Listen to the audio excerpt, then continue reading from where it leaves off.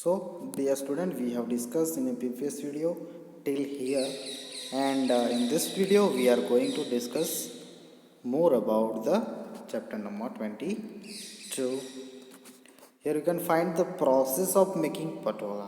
Here you can they are find the silk thread, mulberry silk, then the threading, dyeing, and then after they making the cloth and then after they handicraft करते हैं जो पटोले पे और अलग अलग pattern उसके ऊपर design की जाती है।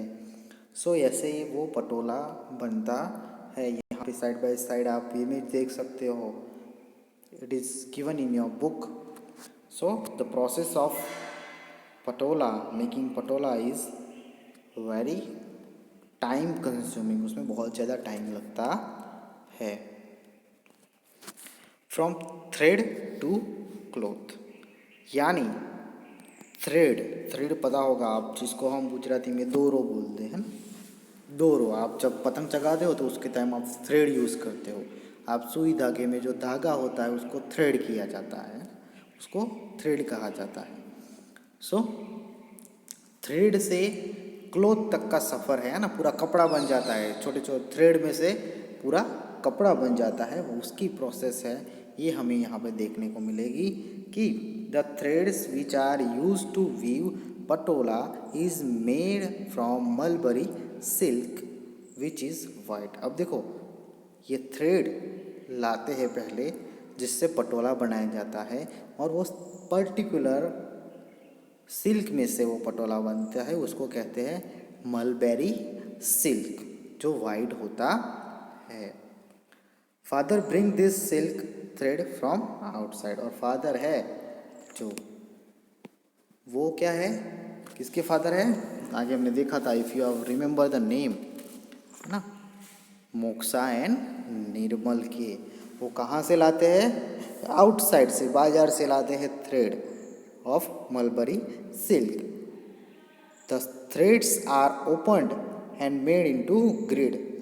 ग्रिड मैंने आपको बताया था आगे अपने डिफ़िकल्ट वर्ड्स में कि ऐसे cross and horizontal and vertical line बनाई जाती है, ऐसे क्रॉस किया जाता है, फिर धीरे धीरे धीरे धीरे ये सब एक मिल जाते हैं और पूरा कपड़ा क्या हो जाता है, तैयार होता है। तो ये कपड़ा बनाने की बेसिक रीत है ना, तो उसको ग्रिड कहते हैं। Grid is related with that kind of design, है ना, वर्टिकल एंड हॉरिजॉन्टल लाइंस में पहले बनाते हैं, फिर धीरे धीरे कपड़ा ऐड कर यानी फिल कर देते हैं पूरी लाइन, और उसमें से कपड़ा हमें मिलता है।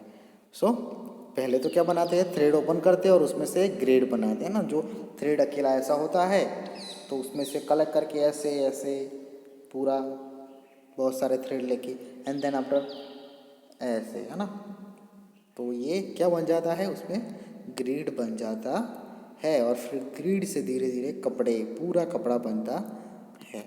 After design is made on that design thread is tied thereafter, फिर ऐसी डिज़ाइन बन जाती है ग्रिड, तो फिर डिज़ाइन को टाइट किया जाता है जिससे वो खुल ना जाए, है ना, जो थ्रेड है वो खुल ना जाए, उनको टाइट रखा जाता है एक दूसरे से, which is called bandhani work, और उसको बांधनी वर्क कहते हैं।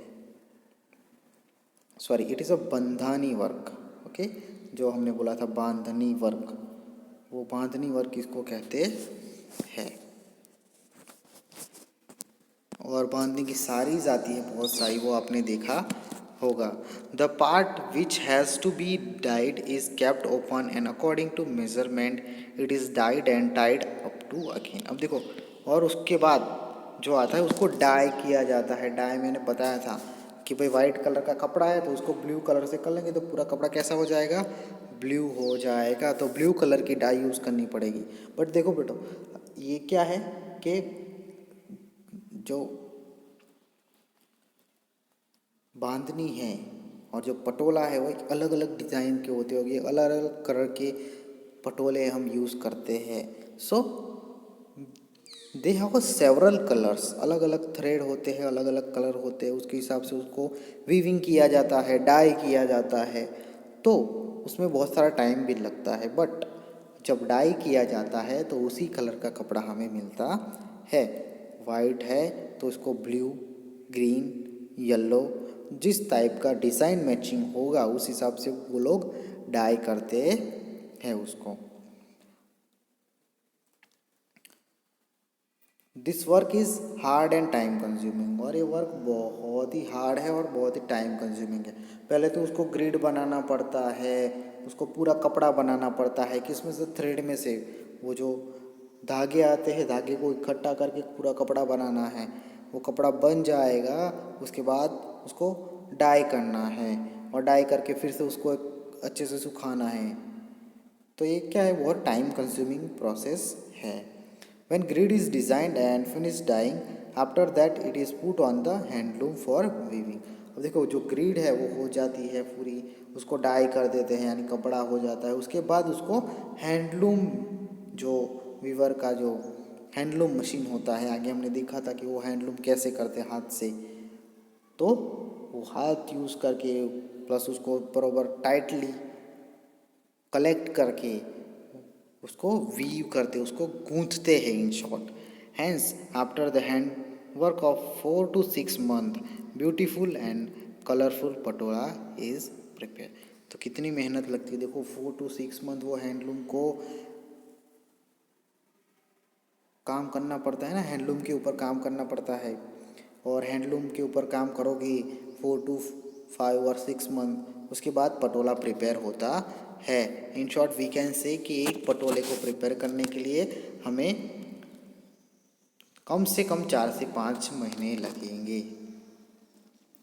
The grid is fast coloured, so there is no chance of washing out the colour of patola. तो भाई जो ग्रिड होता है ना, जो ग्रिड मैंने बोला cross and yellow and horizontal कपड़ा, तो उसमें बहुत ही फास्ट कलर यूज़ हुआ है, तो बहुत ही डार्क कलर, तो उसको वॉश नहीं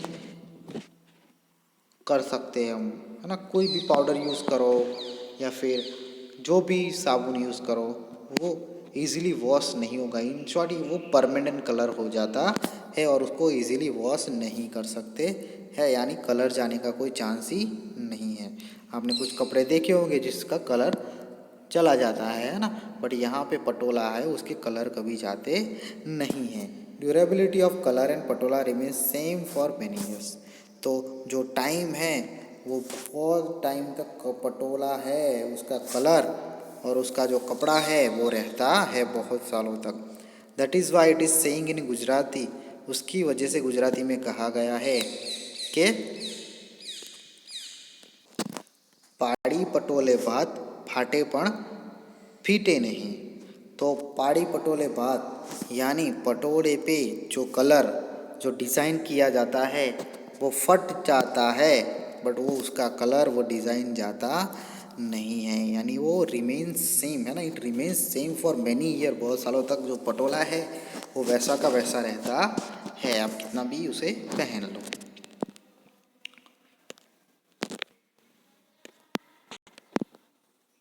next is handicraft is in danger. तो हैंडीक्राफ्ट वर्क है, जैसा हमने देखा पटोला इज हैंडीक्राफ्ट वर्क, तो वो डेंजर में है। क्यों डेंजर में है, लेट अस सी।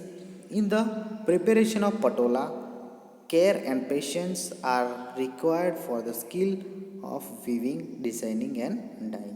तो वे पटोला ऐसे ही प्रिपेयर नहीं हो जाता है, हमें बहुत सारी मेहनत करनी पड़ती है। इन शॉर्ट जो बनाता है उनको बहुत सारी मेहनत करनी पड़ती है, केयर रखना पड़ता है, धीरज रखना पड़ता है उसके लिए।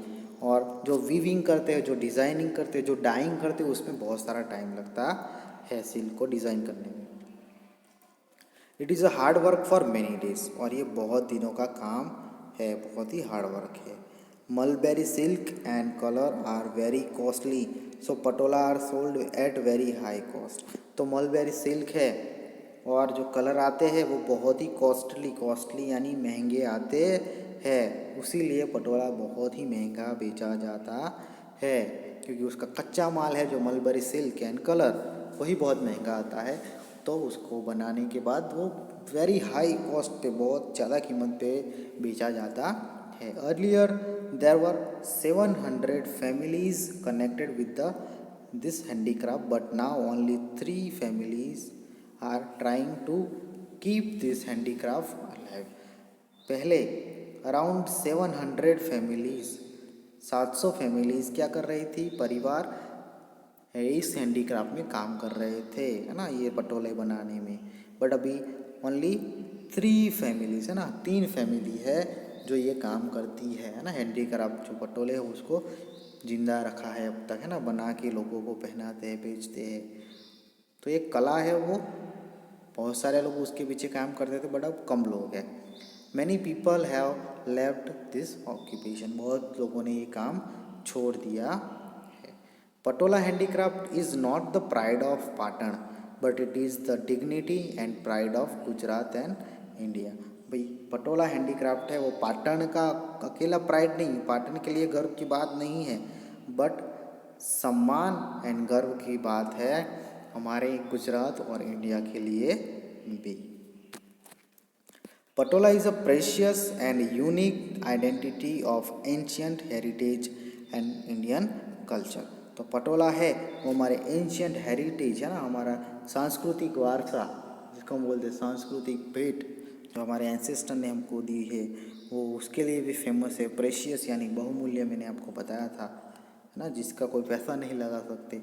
जो हमारा इंडियन कल्चर है, हमारी संस्कृति है, उसमें वो फेमस है। It is going to be vanished, और वो वेनिस्ड यानी धीरे धीरे क्या हो रहा है, ख़त्म हो रहा है। For that we have to give good price of Patola and help the kasabis, otherwise this precious art will be vanished. और उसके लिए हमें पटोला की अच्छी प्राइस देनी चाहिए, उसको ख़रीदना चाहिए और उसको जीवित रखने का, वो कला को जीवित रखने का ट्राई करना चाहिए, अदरवाइज़ वो ख़त्म हो जाएगी, है ना। ये बहुत ही प्रेशियस आर्ट है, सो हमें उसको अलाइव रखने के लिए, उसको जीवित रखने के लिए प्रयत्न करने चाहिए। So dear student, we end our video here. Remaining part of the chapter we will discuss in a next video. Thank you.